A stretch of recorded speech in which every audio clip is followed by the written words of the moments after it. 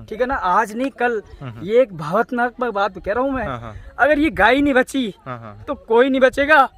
आने वाले टाइम में भारत में 25-30 क्या 50 करोड़ कैंसर पेशेंट होंगे, ठीक है ना, और कोई नहीं बचा सकता, कोई एलोपैथिक नहीं बचा सकेगा। अगर बचाएगी तो गौ माता ही बचाएगी और कोई नहीं बचाएगी। ये एक भावना की बातें हैं अंदर से, क्योंकि हमें पता है कैंसर के नाम पे क्या किया जा रहा है। मुझे 3 दिन के अंदर मेरी क्या व्यवस्था थी, क्या व्यवस्था नहीं थी, ये तो मैं जानता हूँ, ठीक है ना।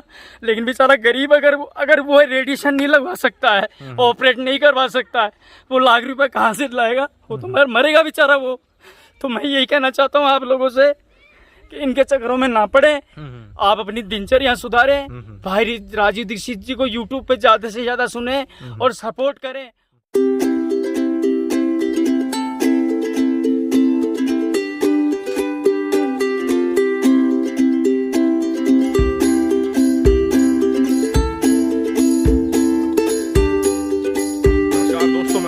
आपका हार्दिक स्वागत करता हूं आपके अपने YouTube channel Jeetu revolutionary farmer में।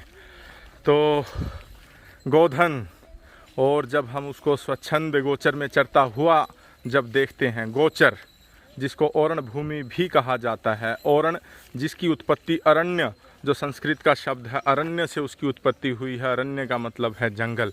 तो जंगल में जब ये विचरती हैं, स्वच्छंद जब विचरती हैं अपनी मन मर्जी से, जो चीज़ इनको पसंद है, जो बेल बूटी घास जाड़ा वनस्पति वो जब चर कर आती हैं, तब इनकी जो पंचगव्यों की उपयोगिता कुछ इस कदर से बढ़ती है। सावन और सावन के बाद ये जो महीना है भादवे का, भाद्रपद, इसमें जब जड़ी बूटियाँ पकने लगती हैं, इस समय जितनी भी वनस्पति होती हैं, जंगल की जो वनस्पति होती हैं, उनके बीज पक कर के तैयार होने लगते हैं। ये वो सर्वश्रेष्ठ समय है जब गाय स्वच्छंद चर करके और उन बीजों से उनका मूल रस प्राप्त करके और फिर पंचगव्यों में जो ताकत फूंकती हैं, तो वो जो ताकत है उससे अनेकों लाइलाज बीमारियां ठीक होती हैं।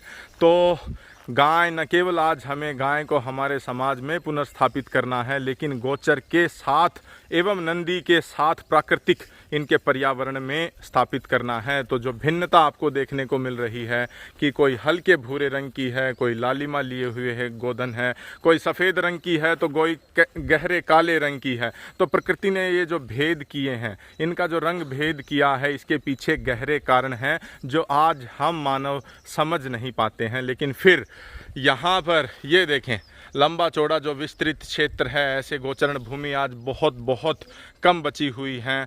हमारे बड़े बुजुर्गों ने, राजे महाराजाओं ने, सेठ साहूकारों ने, रजवाड़ों ने जो भारी अपनी क्षेत्रफल अपनी जायदाद में से इन गोधन के लिए दिए ताकि ये भी स्वच्छंद चर पाएँ, और आज हम ही उन्हीं के वंशज जो आज इनके ऊपर अतिक्रमण कर रहे हैं। कहीं न कहीं ये शर्मनाक और लज्जाजनक बिंदु है। लेकिन आज इसके ऊपर फिर कभी लंबा विस्तृत करेंगे। आज जो हमारा चर्चा का जो विषय है, एक बार फिर अमर बलिदानी भाई राजीव दीक्षित गुरुकुल पाली में एक बार फिर मैं हार्दिक स्वागत करना चाहूँगा। हमारे साथ जो जुड़ गए हैं वो आचार्य कमलकांत जी हैं, और किस तरह से इन गोधन के पंचगव्यों से जो प्राकृतिक चरती हैं, विचरती हैं, वहाँ से जो वनस्पति ये प्राप्त करती हैं और उनका सार जो पंचगव्यों में आता है, उस पंचगव्य आधारित जो ये चिकित्सा करते हैं, उस तरह से उस पे किस तरह से हमारे जो लाइलाज बीमारियां हैं वो आज ठीक हो पा रही हैं, उसका एक और साक्षात्कार आज हम कवर करेंगे। तो हार्दिक मैं अभिनंदन करना चाहूँगा जन्माष्टमी के इस पावन त्यौहार पर। जी तो भाई, सबसे पहले तो सभी दर्शकों को मेरा वंदे मातरम जी, और आपका भी बहुत बहुत आभार जो इस प्रकृति, राष्ट्र और समाज को बचाने के अभियान में बार बार आप जो सहयोग करते हैं उसके लिए बहुत बहुत आभार। जो आपने एक अभी बोला कि गौमाता के जो रंगों के बारे में, तो मैं छोटा सा बता दूं, जितने जो गौमाता के रंग है, सफेद रंग का अलग गुण है, लाल रंग का अलग गुण है और काले रंग का अलग गुण है। तो जो आज हम बात कर रहे हैं, आज दुनिया में जो सबसे खतरनाक और सबसे लाइलाज जो बीमारी है वो कैंसर। तो जो काले रंग की गौमाता होती है उसका गव्य जो होते हैं, गोमूत्र है, गोबर है, दूध है, घी है, वो सारे गव्यों में जो शक्ति होती है कैंसर के सेल को नष्ट करने की होती है। क्योंकि काली गौमाता का जो गव्य है वो तीव्र रक्त शोधक है। सभी गौमाता के गव्य रक्त शोधक है, सभी गौमाता के गव्य कैंसर पे काम करते हैं, लेकिन जो कार्य काले रंग की गोमाता करती है वो, बाकी नहीं करते, बशर्ते कि वो शुद्ध प्राकृतिक देसी नस्ल हो, परमात्मा के विधान से बनती हुई आई हो। और इसी कड़ी में मैं आपको गोमाता की शक्ति क्या है, गोचर में चरने वाली गोमाता की ताकत क्या है, भाई राजीव दीक्षित जी के ज्ञान में क्या ताकत है, हमारे जो प्राचीन ऋषि मुनि हुए हैं उनके ज्ञान में क्या ताकत है, भारतीय संस्कृति में क्या ताकत है, मैं बार बार आपको दिखाता हूँ। आज पुनः मैं आपको दिखाता हूँ। मेरे पास एक रोगी है जयपुर से, माफी चाहता हूँ अब वो रोगी नहीं है, जयपुर से है। वो जब मेरे पास आते हैं तो बहुत घबराए हुए होते हैं, 4th स्टेज का कैंसर उनको होता है, ठीक है। और हॉस्पिटल वालों ने जैसा अमूमन होता है कि आप तुरंत कीमो रेडिएशन करवाइए, कुछ भी हो सकता है, लेकिन वो भाई राजीव दीक्षित जी को सुनते हैं और गुरुकुल तक आपके माध्यम से पहुंचते हैं। और मात्र 182 दिनों में आज वो बिल्कुल कैंसर फ्री हो चुके हैं। शारीरिक रूप से तो वो 5 महीने जब दवा ले ली थी उसके बाद उनका खाना पीना, वजन बढ़ना, चेहरे की चमक जो आयुर्वेद का विधान है उसके अनुसार बिल्कुल हितकारी हो गए थे, बढ़िया हो गए थे। लेकिन फिर भी क्योंकि संतुष्टि, एलोपैथी का जमाना है, इस समय एलोपैथी चरम पे है, तो एलोपैथी की रिपोर्ट से ही संतुष्टि होती है। तो हमने उसका रिपोर्ट भी करवाया और इतना बेहतरीन रिपोर्ट, मतलब 4th स्टेज कैंसर रोगी का, वो मैं आपको लाइव दिखाऊंगा अभी। उससे पहले मैं आपको उनसे साक्षात्कार भी करवाता हूँ जरूर। और रोगी के जो बच्चे हैं, बेटा है उनका, ये सुरेंद्र जी है, और उनको ठीक करने में इन्होंने बहुत मेहनत की। बहुत बढ़िया, बहुत बढ़िया।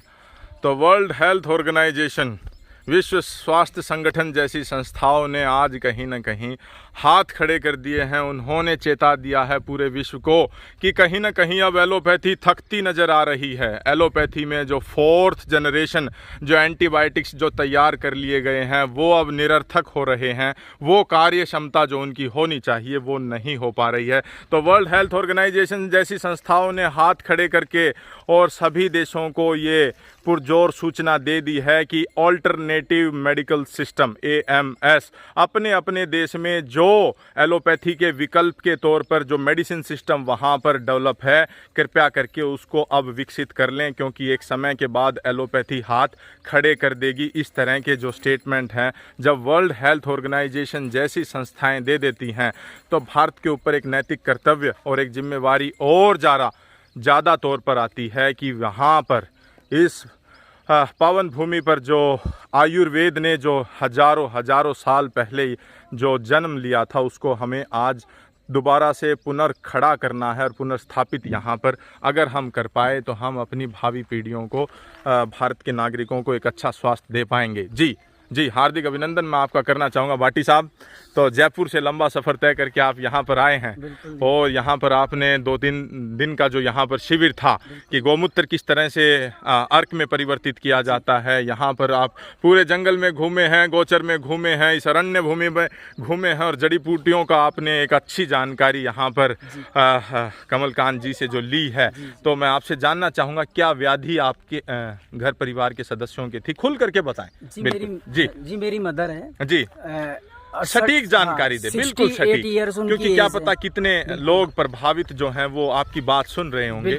तो हाँ जी, 68 ईयर्स मेरी मदर की एज है। 68 साल, ठीक है, हिंदी का प्रयोग करें जी। 68 साल उनकी एज है जी। और आज से 9 महीने पहले उनको ये प्रॉब्लम हुई थी जी। तो उसका हमने जो अच्छे से अच्छा डॉक्टर था उससे हमने इलाज करवाया जी। और करवाने के बाद में जैसा उन्होंने हमें सजेस्ट करा वैसे हमने किया। तो उन्होंने हमें बोला कि इनके बच्चेदानी के अंदर सिस्ट है और वो कैंसर में कन्वर्ट हो चुकी है। तो डॉक्टर साहब क्या करना होगा, तो उन्होंने कहा कि इसका यूट्रस को पूरा बच्चेदानी को रिमूव करना होगा। तो ठीक है, अब हमारे पास क्या है, इतनी वो तो थी नहीं, लेकिन अब जैसे डॉक्टरों ने हमें क्या डरा दिया, हमें पूरा विश्लेषण बताया नहीं। अब एकदम से क्या होता है, जब स्थिति परिस्थिति जब ऐसी होती है तो आप समझ सकते हैं कि उस टाइम पे आदमी की समझ में नहीं आती कि क्या हुआ। तो ठीक है, हमने ना उनसे हमने एक विश्वास करा, तो हमने कहा डॉक्टर साहब क्या अच्छा हो सकता है। तो उन्होंने कहा कि आप रिमूव करा दो, और रिमूव कराओगे तो बच्चेदानी के साथ ही वो सिस्ट चली जाएगी, तो कैंसर होने से वो बच जाएंगी। तो उसके बाद में ठीक है साहब, मैंने उनके कहने अनुसार करवा लिया। और 3 से 4 दिन उन्होंने मेरी मदर को रखा, 1 लाख रुपए करीब मेरा बिल बना दिया उन्होंने। और जब ऑपरेशन हुआ, ऑपरेशन 3 घंटे के बाद में डॉक्टर आके मुझे बोलता है कि 90% तो आपका ऑपरेशन अच्छा हो गया है, लेकिन 10% स्प्रेड हो गया है वो। फिर उसकी एक जांच करवाई उन्होंने, वो जांच मैंने फिर 10 दिन बाद में वो जांच आई तो उसमें डिक्लेयर हो गया, तो ये तो बॉडी के अंदर पूरा फैल गया। तो मैंने कहा डॉक्टर साहब मैंने कहा डॉक्टर साहब अब क्या करना पड़ेगा? तो उन्होंने कहा कि रेडिएशन लगेंगे। तो मैंने कहा कैसे क्या लगेंगे? तो उन्होंने कहा पहले रेडिएशन लगेगा, रेडिएशन से अगर सेल ठीक हो जाते हैं तो ठीक है, नहीं तो फिर कीमो लगेंगे। तो अप्रोक्सीमेट कर करा के उन्होंने मुझे स्पष्ट नहीं बताई, ठीक है ना। अब क्लियर कुछ हमको समझ में नहीं आ रहा था क्या करना चाहिए और क्या नहीं करना चाहिए। तो लास्ट में जाके हमारे को क्योंकि डॉक्टर का फर्ज होता है कि अपने पेशेंट को सेटिस्फाइड करना, ठीक है ना, वो कर नहीं पाई मुझे। तो मैं सेटिस्फाइड नहीं हुआ। तो लेकिन मैं क्या राजीव भाई जी को 2007 से सुनता था, जानता था, ठीक है। तो उनका मैंने कुछ वीडियो सुना था, तो उसमें वो बताते हैं कि है ना कि जो गाय होती है इसके जो गोमूत्र के अंदर है ना इतनी ताकत है कि उसमें आप है ना हल्दी और पुनरा मिला के यदि 4th स्टेज के कैंसर को भी अगर आप देते हो तो उन्होंने कहा कि वो ऐसे पेशेंट हमने रिकवर करे हैं कि जो गोमूत्र से सही होते हैं। और इसके अलावा उन्होंने बताया कि कुछ आयुर्वेदिक जड़ी बूटियां होती है, कुछ घनवटियां होती है जो एक अच्छे वैद्य के सानिध्य में रह के बनाई जाती है। तो वो लेकिन अब वो थोड़ी टिपिकल है। तो अब कोई ऐसा वेद मेरे समझ में आ नहीं रहा था। तो फिर मैंने अपने हिसाब से, क्योंकि डॉक्टर से हमें कोई सेटिस्फेक्शन मिला नहीं है, तो मेरे हिसाब से मैं ना यूट्यूब पे सर्च करते करते मुझे भाई राजीव दीक्षित गुरुकुल कमल भाई जी का इस गुरुकुल के बारे में हरियाणा महेंद्रगढ़ पाली में पता चला। ठीक है। तो जब मैंने उसको देखा तो देखने से मेरे को ना उसमें इनकी डिस्क्रिप्शन में जाके मैंने और वीडियो देखे तो उसमें कैंसर से संबंधित, गाढ़ घनाले से संबंधित, जीभ का कैंसर, लंग्स का कैंसर, ऐसे कुछ पेशेंट थे, ठीक है ना, जो सही हो चुके थे, उनके नंबर भी उसमें थे। तो उन लोगों से भी हम लोगों ने ना मतलब सारा पूरी जानकारी देखने के बाद में हमें आत्मसंतुष्टि मिली कि यहाँ अपना इलाज हो सकता है। क्योंकि राजीव भाई उसको सर्टिफाइड कर दिया था, लेकिन कोई व्यक्ति ऐसा, क्योंकि आज राजीव भाई जी के भी नाम पे पता नहीं क्या क्या हो रहा है, लेकिन ऐसा अंदर से कि कौन किस जगह पे भाई राजीव दीक्षित जी का अच्छा काम हो रहा है। तो कमल भाई जी के यहाँ आने बाद में मुझे यहाँ आया और आपने मुझे जो बताई पोजीशन, तो आपने जो बताई स्थिति, तो उन्होंने कहा कि एक्चुअली में डॉक्टरों ने तो हमारे को बताया ही नहीं, उन्होंने तो कहा 10% फैला है, जबकि उनकी तो स्टेज ही 3rd से 4th में क्रॉस कर रही थी जब मैं आया। पोजीशन बहुत खराब थी, ब्लड रुक ही नहीं था। तो फिर भाई जी ने मुझे जो है दवाइयाँ बताई और कुछ परहेज बताए, कुछ पत्ते जो जड़ी बूटियाँ जो आपने अपने पास से दी, कुछ मुझे पत्ते जो बताए जो आपके आसपास होते हैं, जैसे बड़ है, पीपल है, कचनार है, तो उनका सबका सिस्टम बताया कि कैसे लेना, क्या करना है। और उस विधि से मैंने मेरी मदर को दवाई दी कंटिन्यू। सुबह 4:30 बजे से मैं स्टार्ट करता था दवाई और रात को 8 बजे तक दवाएं चलती थी हर 50-50 मिनट के अंदर। वो देने के बाद में अभी लास्ट 15 दिन पहले मैंने ये मेरे पास रिपोर्ट है और मेरे को कंफ्यूजन था कि मैंने कहा चलो किससे कराएं, तो मैंने सबसे अच्छा जो आज की तारीख में नामी है थायरो केयर से मैंने अपना जांच करवाया मदर का, ठीक है ना। ये थायरो केयर की रिपोर्ट है, सबसे अच्छा इसके बारे में। कहाँ पर है ये थायरो केयर? ये पूरे इंडिया ऑल ओवर इंडिया में इसकी ब्रांचेस, इसकी एक चैन है पूरी। हाँ ठीक है। ये जयपुर में मैंने ठीक है, ठीक है। ये चेकअप होता है भाई जी CA 19.9 ब्लड से चेकअप सैंपल होता है और इसकी जो रेंज होती है यानी कि 37 से नीचे अगर है, 37 है, देख रहे हैं आप? हाँ ठीक है। 37 से नीचे है तो रोगी ठीक है, ठीक है। और अब इनका जो रिजल्ट निकल के आया है वो 1.2। हाँ हाँ। और ये रिपोर्ट है, डेट में दिखा, तारीख पीछे लिखी पीछे, हाँ, ये रिपोर्ट करवाई है 20 जुलाई को। 20 जुलाई 2021 11:57 पर ये कंप्यूटराइज्ड जो रिपोर्ट और जो समय है वो आप यहाँ पर देख सकते हैं। और ये इसका रिजल्ट है, ये परिणाम है। ये आपकी माता जी हैं? ये मेरी माता जी हैं। ये 2 चेकअप हमने करवाए, एक CEA करके, इसकी रेंज होनी चाहिए 2.5 से नीचे, ये 1.89 यहाँ भी ओके क्रॉस, ताकि कहीं कोई संभावना ना रहे। और इससे ज्यादा ऑथेंटिक ये माना जाता है CA 19.9, इसकी 1.2, 37 होनी चाहिए थी। ये स्पेसिफिक एरिया का है, ठीक है। ये मतलब पेट के एरिया, बच्चादानी उस एरिया को कवर करता है। और ये जो CEA है ये पूरे ओवरऑल ब्लड को कवर। एक बार वो भी दिखाएं CEA वाला। ये दूसरी जो रिपोर्ट है, अन्य जो रिपोर्ट है वो इसी के साथ संलग्न है। ये यहाँ पर देख सकते हैं CEA कार्सिनो एम्ब्रोनिक एंटीजन, ये वैल्यू 1.8। तो ये तो अभी वो सुरक्षित है। अब ना मतलब आपसे मैंने जो ट्रीटमेंट लिया जी, आपसे ट्रीटमेंट लेने के बाद में 7 दिन तक वो काफी दिक्कत थी उनको, जी हाँ, मतलब यहाँ से जाने के बाद में भी। ठीक है। लेकिन 7 दिन जैसे आपकी दवाई को पूरे हुए, हाँ हाँ, उससे 7 दिन से लेकर आज 9 महीने के बीच में उनका सर भी नहीं दुखाया कभी। अच्छा, बाकी अच्छा, तो परेशानी बहुत दूर की बात है। बहुत बढ़िया, और बहुत पहले से बहुत अच्छी स्वस्थ है, बहुत बढ़िया, पहले से वजन बढ़ गया, चेहरे में रंग भी जो है उनका साफ हो गया। बहुत बढ़िया। पहले रंग उनका थोड़ा कालापन था, मतलब सांवलापन था, रंग साफ हो गया, चेहरा अच्छा हो गया। और पूरा घर का काम करती है, सुबह दूध लेके आती 3 मंजिल से सीढ़ी उतर के, अच्छा, इस पोजीशन के अंदर भी तो अभी मैं यहाँ आया हुआ हूँ हाँ, जैसे, हाँ, तो अभी दूध सुबह गाय का, देसी गाय का वो खुद ही लेके आती है। अच्छा अच्छा, जयपुर में? जयपुर में। जयपुर में कौन सी जगह पर? वैशाली नगर। वैशाली नगर। हाँ जी। तो काफी पोश एरिया है वो, हाँ, तो जयपुर काफी का पोश पोश एरिया। इलाका है। तो ये जो व्याधि आपकी थी, हाँ जी, वो यहाँ पर आकर के तकरीबन कितने समय अवधि आपने यहाँ से चिकित्सा ली? मेरी पूरी चिकित्सा चली है नेट 8 महीना कंटिन्यू, मतलब ये 9वां महीना, 15 तारीख को 9वां महीना जो हुआ है आपने एक, आपका आधार कार्ड है कोई? हाँ है, लेकिन यहाँ नहीं है वो। अच्छा, वहाँ चलो है, वहाँ क्योंकि मैं वहाँ ऐसे जोड़ लोगों लेंगे, का- वहाँ जोड़ इनका लेंगे, एड्रेस। वहाँ जोड़ हाँ, लेंगे। मेरा एड्रेस क्योंकि ले सकते हैं। ये वाकई में वैशाली से आए भी हैं, इनका जो इन्होंने नाम पता जो बताया है इनका वो मोबाइल सत्य नंबर और आधार कार्ड पूरा एड्रेस आपका है। हाँ, क्योंकि उसमें सत्यता और हाँ, जाहिर आप होती मेरा है नंबर चीज़ों लिख की। सकते हैं। क्योंकि हमें किसी से हाँ, व्यक्तिगत लाग लपेट मैं नहीं, आपको एक अपना- बस अपना यही। पूरा- हाँ जी, पूरा एड्रेस दे देता हूँ मैं आपको।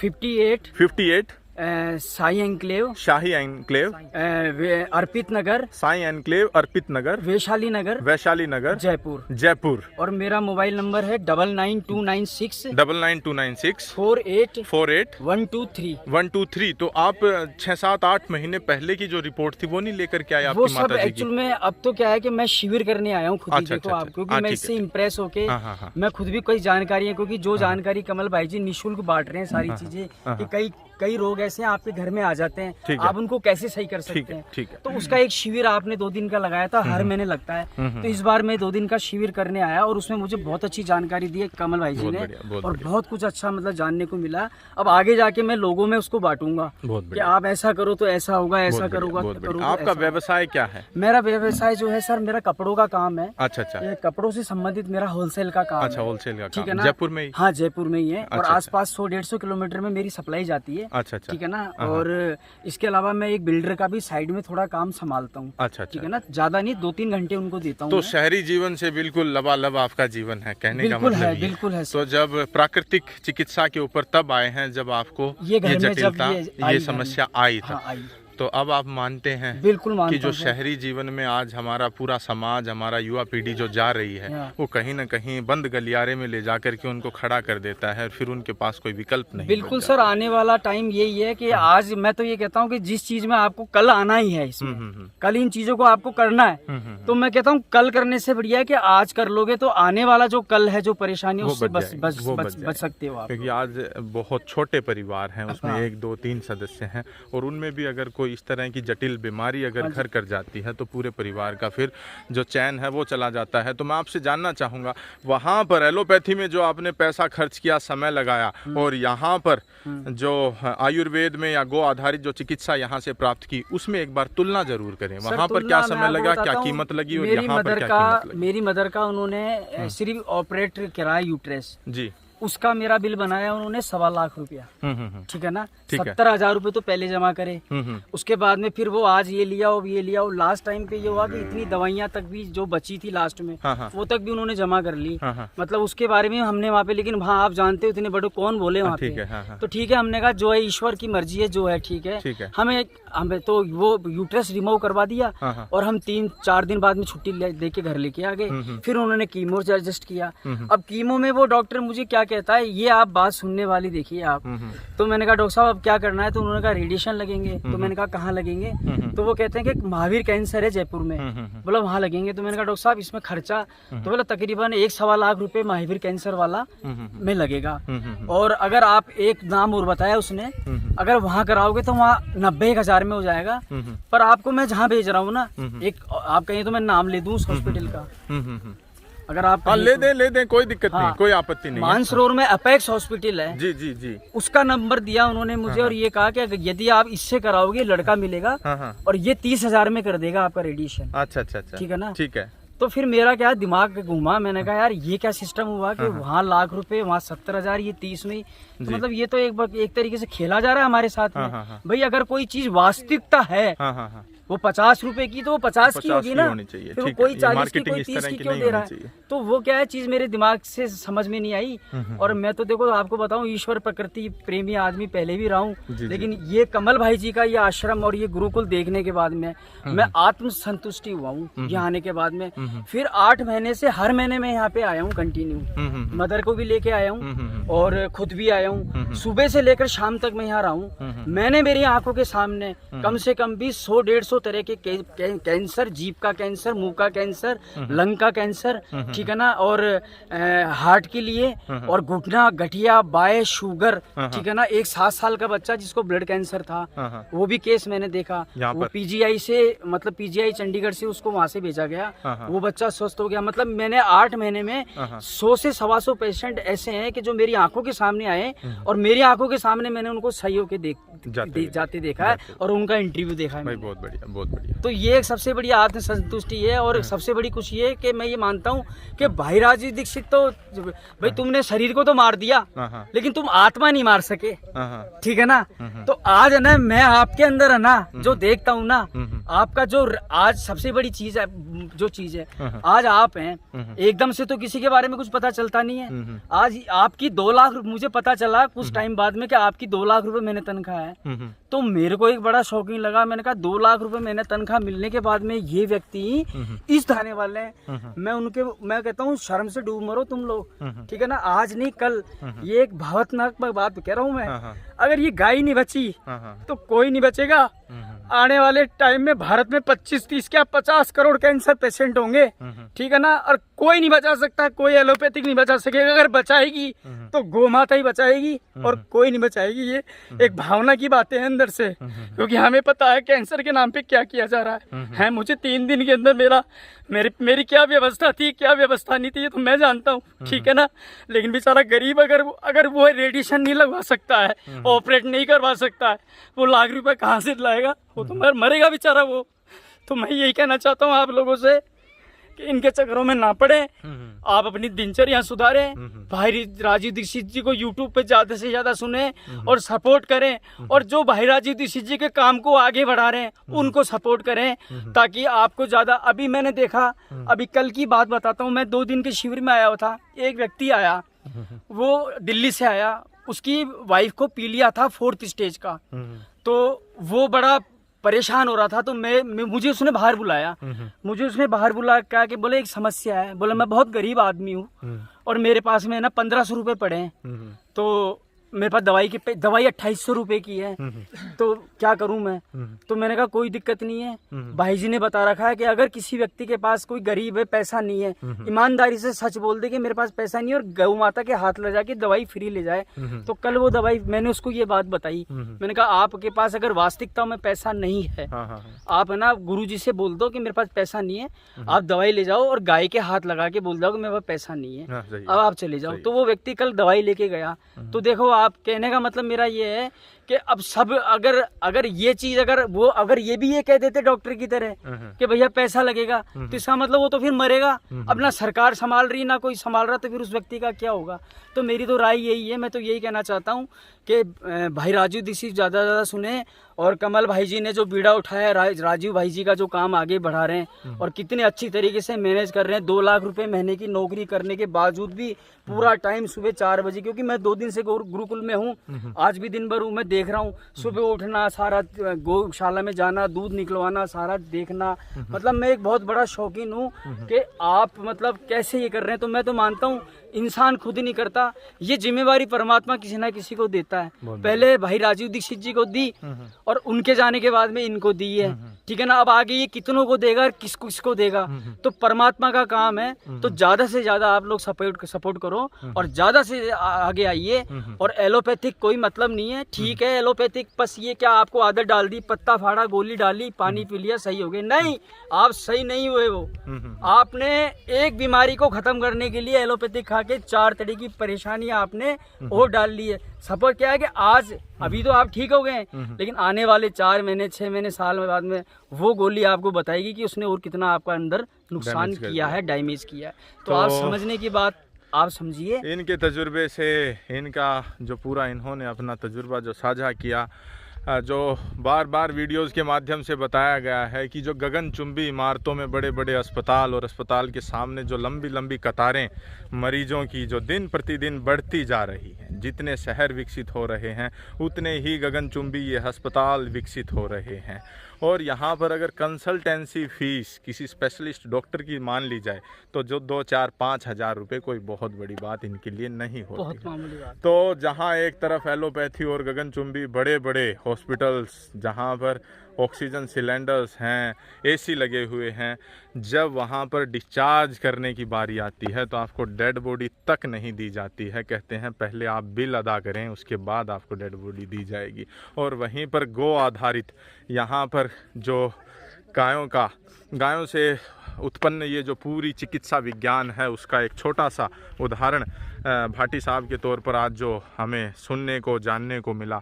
और यहाँ पर कमलकांत जी हैं, तो कई बार आपकी शिकायतें आती हैं कि आप फ़ोन नहीं उठाते हैं, वो ज़रूर बताएं क्योंकि देखो जायज़ शिकायत। बिल्कुल जीतू भाई, जो कमेंट्स होते हैं वीडियो के नीचे वो सारी चीज़ें बताते हैं, तो वो कहते हैं कि हम फ़ोन करते रहते हैं, हमारे व्याधि है लेकिन ये फ़ोन नहीं उठाते, तो उसका बताएं। इस समय गुरुकुल में 3 फ़ोन है और 3 फ़ोनों पे 3 लोग डेप्यूट है। हाँ ठीक है। और चौथा फोन मेरे पास है जो पब्लिक डोमेन में अभी नहीं है, वो तीनों भी पहले मेरे पास ही थे। हाँ ठीक है। फोन जितने भी आते हैं, जितने भी लोग मेरे कार्यकर्ता काम करे, खूब मेहनत कर रहे हैं। मतलब मैंने देखा है कि 11-11 बजे भी फोन उठाते हैं, लेकिन बहुत बार ऐसा होता है कि आपको खाना खाने के लिए जाना है, आपको स्नान करने के लिए जाना है, उस समय 10-12 फोन आ गया, नहीं उठा पाते हैं। कई बार ऐसी कार्य की व्यवस्था भी होती है कि उस फोन वाले बंदे को किसी दूसरे काम में लगाना पड़ता है, कभी गौमूत्र लेने जाना है तो हो सकता है उस समय नहीं उठा पाए। दूसरा क्या है कि अभी फोन ना उठाने का एक बहुत बड़ा कारण है कि फोन जो जरूरी है ना वो फोन कम आते हैं, गैर जरूरी ज्यादा आते हैं। जैसे कि उदाहरण के लिए कैंसर के रोगियों को क्या खाना है क्या नहीं खाना है, पूरा 45 मिनट का वीडियो हमने बना के यूट्यूब चैनल पे डाला है। ठीक है। आप उसी में सुनेंगे नहीं, आप पूछेंगे जी मैं घिया खा लूं, उसमें क्लियर बता रखा है सभी हरी सब्जियां खानी है, तो फिर वो पर्सन नाजायज हो जाते हैं और उसमें बहुत सारे जायज फोन भी छूट जाते हैं। तो इसका एक कारण है। फिर भी मैं अगर फोन नहीं उठा पाता हूँ उसके लिए हम क्षमा प्रार्थी हैं और अच्छा प्रयास करेंगे इसको करने का। दूसरा सवाल मैं आपसे सुस्पष्ट पूछना चाहूँगा, क्या हर एक कैंसर रोगी को आप ठीक कर देते हैं? बहुत अच्छा प्रश्न है ये, मेरे मन में ये चल रहा था कि आप मुझसे ये प्रश्न पूछो, लेकिन कहीं ना कहीं परमात्मा जुड़ता है। जीतू भाई, अब तक का जो अनुभव रहा है मेरे पास, अगर रविवार को 50 रोगी आते हैं तो अगली बार दवा लेने के लिए मेरे पास 4 या 5 आते हैं। मैं आपको बिल्कुल क्लियर कट बोलता हूँ। मेरे पास अंत में जाते जाते 6 महीने 8 महीने जो रोगी मेरे पास बचते हैं, उसमें से जो बचने वालों की संख्या होती है वो लगभग 50 से 70% के बीच में होती है जो बिल्कुल ठीक हो जाते हैं।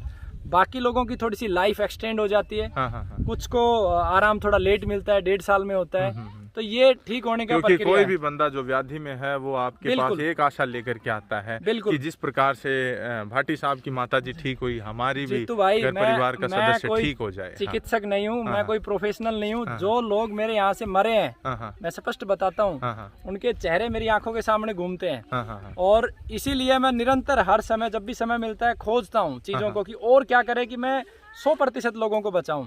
इसी कड़ी में जो है ना हमने एक अभियान भी शुरू किया हुआ है कि अब जो रोगी हमारे ठीक हो रहे हैं, मैंने सबसे हाथ जोड़ के विनती की कि आप एक जगह, हम चाहते हैं कि जैसे एक तो हमारा लक्ष्य है कि हर जिले में गुरुकुल खुले और एक गुरुकुल प्रयोगशाला के रूप में मैं चाहता हूं कि लगभग 100 एकड़ भूमि में वो खुले।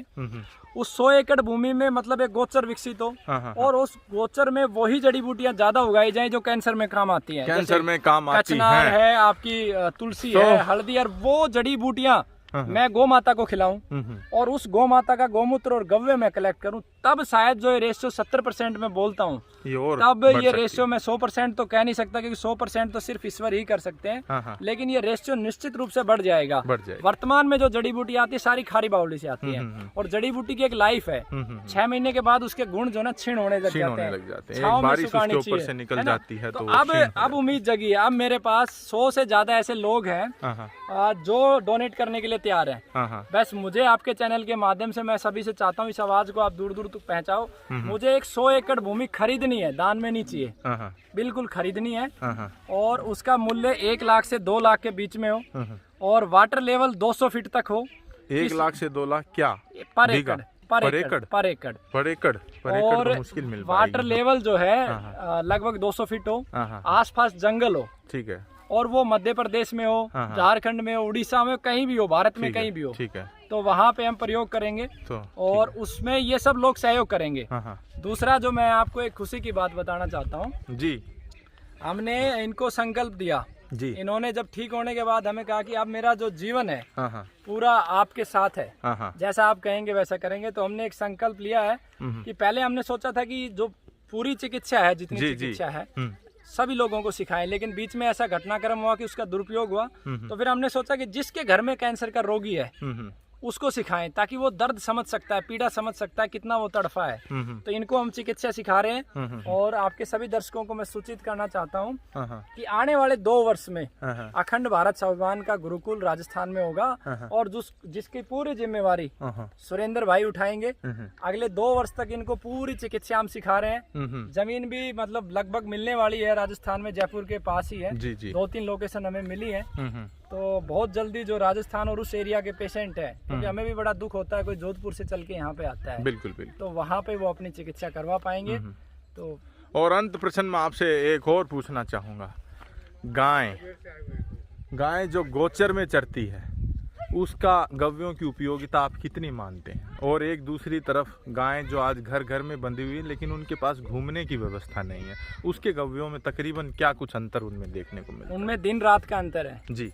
जीतू भाई, पहले तो जो हमारी क्योंकि परंपरा में कुछ लोग गाय जो घर में बंधी हुई है उसकी किसी बच्चिया का गोमूत्र का सेवन करते हैं, फिर कहते हैं कि उतना जो उपयोगिता आई नहीं, उतना जो असर हमें देखने को मिलता था वो मिला नहीं। तो गोचर में चरने वाली, चलने वाली और जिसका पूरा मेटाबॉलिज्म, पूरा ब्लड सर्कुलेशन दुरुस्त रहता है, और एक जो बिल्कुल एक ही खुट्टे पर बंधी रहती है, बंधेल गाय जिसे कहते हैं, तो उनमें अंतर बताएं। मैं इसको थोड़ा सा बड़ा करूंगा प्रश्न को। जी जरूर। जो गौमाता ईश्वर के विधान से बनी हुई है, यानी कि जिसकी किसी भी पीढ़ी में सीमन नहीं रखा गया है या जर्सी का क्रॉस नहीं मारा है, वो गौमाता श्रेष्ठ है विलायती नस्लों में। ठीक है, विलायती नस्ल नहीं, जैसे सीमन भी अगर नस्लों का उसमें कोई नहीं, अगर सीमन हरियाणा का भी रख दिया ना और उससे जो बछड़ी तैयार हुई उसमें आपको परिणाम नहीं मिलेगा। ठीक है, खूंटे पे जो बंधी है उस गौमाता, इसके पीछे क्या विज्ञान है? इसके पीछे विज्ञान ये है कि हमारे शरीर को आप अध्ययन करोगे, 2 प्रकार की ऊर्जा काम कर रही है। एक शारीरिक ऊर्जा, एक मानसिक ऊर्जा, यानी कि मन की ऊर्जा। शारीरिक ऊर्जा का मतलब है मेरे शरीर में क्षमता, मैं 50 किलो वजन उठा सकता हूँ, और मानसिक ऊर्जा का मतलब है कि मेरा संकल्प इतना मजबूत है, मैं अगले 5 वर्ष तक लगातार उस कार्य को करता रहूंगा। ये मेरी मन की ऊर्जा है, मतलब जब तक मैं कोई लक्ष्य लूंगा उसे पूरा नहीं करूंगा तब तक मैं थकूंगा नहीं। तो जो गौमाता सीमन से तैयार हो रही है उसमें मन की ऊर्जा नहीं है, ब्रह्म ऊर्जा नहीं है, प्राण ऊर्जा नहीं है, चेतन शक्ति नहीं है उसके अंदर। उसके अंदर केवल आपको विटामिन, प्रोटीन्स मिलेंगे।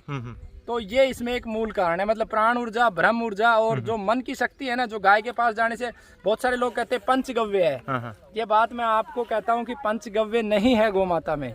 गौ माता में अनन्य गव्य है। मतलब मैं आपको जो 5 गव्य आज चर्चा में है उससे छठा गव्य बताता हूँ, गौ माता की लार। इन 5 गव्यों से अगर ज्यादा शक्तिशाली है तो गौ माता की लार है। वो मतलब बहुत अद्भुत परिणाम है। तो जैसे जैसे घुसेंगे तो गौ माता में अद्भुत अनेकों गव्य है। तो जो गाय घर पे बंधी है वो आपको प्रोटीन दे देगी, विटामिन दे देगी, ये सारी चीजें दे देगी दूध के माध्यम से, गोमूत्र के माध्यम से। लेकिन जो प्राण ऊर्जा है, जो प्राण वायु है, जो ब्रह्म ऊर्जा है, जो खतरनाक बीमारियों को ठीक करती है, वो उसके अंदर नहीं है। उसके लिए आपको गोचर में 7-8 किलोमीटर डेली घुमाना पड़ेगा गाय को, ताकि वो सूर्य से ऊर्जा ले सके। ऊर्जा के स्रोत है। अब ये कहते हैं कि जो हम अन्न खाते हैं वही ऊर्जा नहीं देता है। ऋषि मुनि 100 साल तक जंगलों में तपस्या कर रहे हैं, पानी भी ग्रहण नहीं कर रहे, ऊर्जा कहाँ से ले रहे हैं? प्रकृति से ऊर्जा ले रहे हैं। जो प्रकृति से सीधी ऊर्जा है, सूर्य के माध्यम से, वायु के माध्यम से, आकाश के माध्यम से, वो ऊर्जा नहीं मिल पाती। और दूसरा जो विविधता है, गौ माता अपनी इच्छा से सिलेक्ट करती है खाने को। जैसे अब उसके शरीर में लीवर की संबंधित कोई आवश्यकता है तो सांटी खाएगी, पुनर्नवा खाएगी। किडनी से संबंधित तो वो भाखड़ी खा लेगी। अगर उसको गर्मी हो रही है तो हरी दूब खाएगी। तो जो सिलेक्शन और नंबर ऑफ वैरायटी जंगल में खाने को मिलती है वो सूखे चारे में वो नहीं होता है। तो इसलिए जो घर में खुट्टे पे बंधी है वो भी परिणाम देगी, लेकिन वो 50% देगी। सामान्य बीमारियों में परिणाम देगी, लेकिन कैंसर, HIV, इस तरीके की अगर बीमारियों में आपको परिणाम लेना है तो फिर आपको इस प्रकार की गौ माता घर पे रखनी पड़ेगी। रखने की आवश्यकता है। तो जहाँ जितने बड़े गोचर विकसित होंगे समाज उतना ज़्यादा स्वस्थ होगा। ये आप चीज़ मान करके चलें, एक मस्तिष्क में अपने मानस पटल पर इस चीज़ को अंकित जरूर कर लें। जितना स्वस्थ हमारी धरा होगी, जितना स्वस्थ हमारे गोचर होंगे, जितनी स्वस्थ हमारी गोधन की नस्लें होंगी, वो देश बीमारियों से उतना कम जूझेगा। और इसके ठीक विपरीत आज हम प्राकृतिक जो वनस्पति है उसको ख़त्म करके और खेतों में जो अन्न उपजाते हैं, मोनोक्रॉपिंग में सिर्फ एक ही वैरायटी की फसल चाहिए हमें, दूसरी जो है वो स्प्रे करके मार दी जाती हैं, जिसे हम खरपतवार कहते हैं। वो वहाँ की प्राकृतिक औषधि है जो वहाँ पर पनपना चाहती है उस खेत में, लेकिन क्योंकि आपको कोई फसल विशेष चाहिए इसलिए आप उसको खरपतवार नाम दे करके उसको स्प्रे मार करके और उसको ख़त्म कर देते हैं। तो ये ऐसी तमाम चीज़ें हैं जो कि हमें एक बार फिर हवाई बातों से दूर निकल के धरातल पर आकर के चीजों को आज वास्तविक तौर पर समझने की आवश्यकता है। जीतू भाई एक उदाहरण है ना, ये जो क्षेत्र है ये लीवर किडनी का महाकुंभ है। मैं जितना घुमा हूँ इस क्षेत्र में, बचपन की यादें मैं ताजा करता हूँ, तो लीवर और किडनी की इतनी औषधियाँ इस क्षेत्र में है। भूमि आंवला, पुनर्नवा, आप साटी भी जिसे पुनर्नवा, वो भी 2-3 प्रकार की, तीनों प्रकार आप गोखरू अगर आप देखें या भांखरी देखें वो भी आपको अनेकों प्रकार की देखने को मिलेंगी। और यहाँ की जो सरपुंखा जो जड़ी बूटी है, और न केवल इतना ही, यहाँ पर जो एक पालरिया पानी जिसे कहते हैं, इन पूरी औषधि को धो करके जब वर्षा ऋतु का जो पानी है वो किसी जोहड़ में या किसी तालाब में जब एकत्रित होता है, गोधन जब प्राकृतिक तौर पर वो पानी ग्रहण करती है, फिर जो उसके गव्यों में जो ताकत आती है वो ताकत आप कभी भी किसी एलोपैथी में नहीं पाएंगे। एलोपैथी अगर किसी चीज़ का समाधान करती है तो उतनी ही जटिलताएं और विकसित कर देती है, जबकि वनस्पति विज्ञान जो है, गो विज्ञान जो है, गो आधारित जो चिकित्सा है और जो हमारा आयुर्वेद है, इसका कोई नुकसान नहीं देखने को मिला। तो इतना अच्छा जो आपने जानकारी लंबी वीडियो के इस माध्यम से जो दी, भाटी साहब मैं आपको फिर एक बार हार्दिक अभिनंदन करना चाहूँगा। आप काफ़ी बुरे दौर से गुजरे लेकिन परमात्मा ने अंत में आपकी चीज़ें सुखद की, तो काफ़ी खुशी हुई। और भी यहाँ पर महानुभाव लंबा सफ़र दूर तय करके आए हुए हैं। धूप क्योंकि है इसलिए पेड़ों की छाँव में, प्राकृतिक ठंडी छाँव में आश्रय ले रहे हैं। कामी को यहाँ पर देख सकते हैं। ले भाई, ये देखें, रंग इतना काला है कि छाया में खड़ी गोधन को आप देख नहीं पा रहे हैं कि वहाँ पर कोई गोधन है भी या नहीं। ये देखें आप, मदमस्त होकर के जुगाली करती हुई ये जो गोधन है, यही चलते फिरते औषधालय हैं। इन औषधालयों को आज एक बार पुनः खड़ा करने की आवश्यकता है। ये देखें, जो एक भ्रम हमारे दिल दिमाग पर है कि बड़े सींगों वाली जो गायें हैं वो मारती हैं, तो ऐसा कतई नहीं है। इनमें भी अगर स्नेह भाव से इनको पाला जाए या इस तरह से इनको एक प्राकृतिक वातावरण दिया जाए तो इनका जो स्वभाव है ये काफ़ी नरम और काफ़ी अच्छा देखने को मिलता है। ये सबसे ज़्यादा इसमें ब्रह्म ऊर्जा, प्राण ऊर्जा, मतलब ये बच्चा एक बार आवाज़ लगाए तो ऐसे दौड़ के आएगी जैसे माँ आती है। तो ये देखें, सुर्ख काले रंग में, तो एक जो वेदों में बखान है कि काले रंग की जो गोधन है उसकी अपनी अलग उपयोगिता है, लाल रंग की जो गोधन है उसकी अलग उपयोगिता है, बिल्कुल सफ़ेद रंग की जो गोधन है उसकी अपनी अलग विशेषता है, अलग उपयोगिता है। तो फिर हमें हमारी हर एक नस्ल को उसके प्राकृतिक क्षेत्रफल में और उसके घर आंगन में एक बार फिर बचाने की अति आवश्यकता है। तो ये देखें, भगवा वस्त्र धारण किए हुए गोकुल के जो बच्चे हैं वो ये देखें आप, जाल का पेड़ इसे कहते हैं या पील का पेड़ इसे कहते हैं। ये इस तरह का पेड़ विकसित होने में शायद 50 साल से लेकर के 60-70 साल भी ले ले।